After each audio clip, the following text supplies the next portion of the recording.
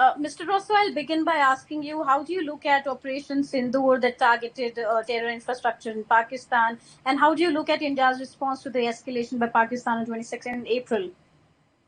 Yeah, we have seen a steady escalation the times that India suffered terror attacks. Looking back to 2016, when India took the step on initiating a cross-border ground assault against terror camps in Pakistan-occupied Kashmir, and then, of course, in 2019, where you actually had air assaults on Pakistan proper, this was a different form of escalation, a large number of targets, and once the escalation began, for India to begin hitting military bases was a step in kind of a new direction as well. So I think it's an important moment when I think Pakistan understands that India is not just going to play the normal game of diplomatic measures, that the counterattacks and the separation that Pakistan always hoped for between terror camps and military, India views as a lot less different than what they did in times past. So meaningful changes, I think, in how we've seen this escalation from times past. Pakistan has been making false claims and fake narratives to build a false agenda, while India, on the other side, has given various proofs for the targeted hit. Your response on that? Well, I think both sides are involved in disinformation. The Indian government still hasn't acknowledged what did or did not happen. How many planes were shot? It's hard to imagine zero because there has been some wreckage found. So I don't think either side can say that they've got clear information that they've shared necessarily with what transpired there. So I think the rest of us are still trying to figure things out. I know there's been some work done on satellite imagery to actually pinpoint what actually took place. But a lot of us still don't know exactly what happened on either side. So we do know, luckily, cessation of hostilities. Both governments appear to have embraced that. So hopefully it'll stick.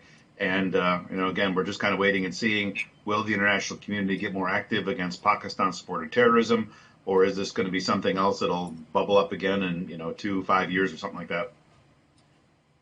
US President Donald Trump is repeating his claims and crediting himself for India-Pakistan ceasefire, even as New Delhi has categorically rejected his claims about the US playing a mediation role. New Delhi has also dismissed his claims about using the threat to stop trade with both India and Pakistan to make them agree on halting cross-border military actions. What is your comment on that? Yeah, it's hard to imagine American voice having much say in Delhi. But a lot more say in terms of how Islamabad and Rawalpindi would be thinking about it. Not just the United States, of course. We saw Saudi's Minister of State for Foreign Affairs was in Islamabad just as things were beginning to escalate as well. So I'm sure that there was pressure applied by the global community that geared towards Pakistan, recognizing that India suffered the first attack in this latest escalation and wanting to make sure that India had to have the last say, the last voice, the last hit. And for Pakistan to kind of agree to take whatever that last hit was going to be and begin moving forward had to be the message, but it had to be conveyed a lot more forcefully in Pakistan than anything we would say to Delhi.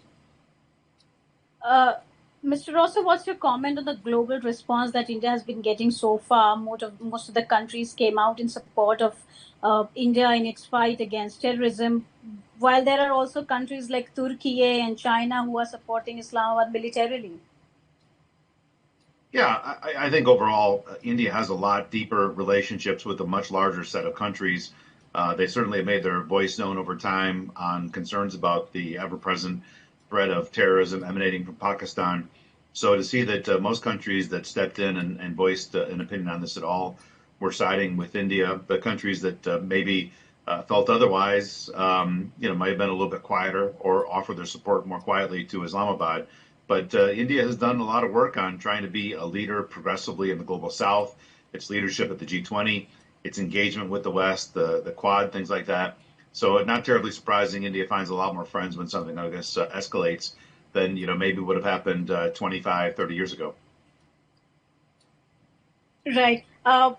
In other global news, Donald Trump has met Syrian president in Saudi Arabia and said that Washington is exploring normalizing ties with Syria a day after an announcement that all U.S. sanctions on Syria would be lifted. How do you see this development? Well, it's not the first time that you've seen President Trump engage folks. I think back to his first term when we had heavy engagement. First, I think a little bit more tense engagement, but then more positive with North Korea. So, President Trump doesn't think that necessarily any actions, anything that he's seen governments take before should necessarily influence the way that he chooses to engage. So In some sense, it came out of left field. Nobody was thinking about Syria as the next place that he would begin embracing. But, kind of par for the course of what we've seen on him embracing dictators, folks that otherwise have been seen as, unengageable by U.S. administrations.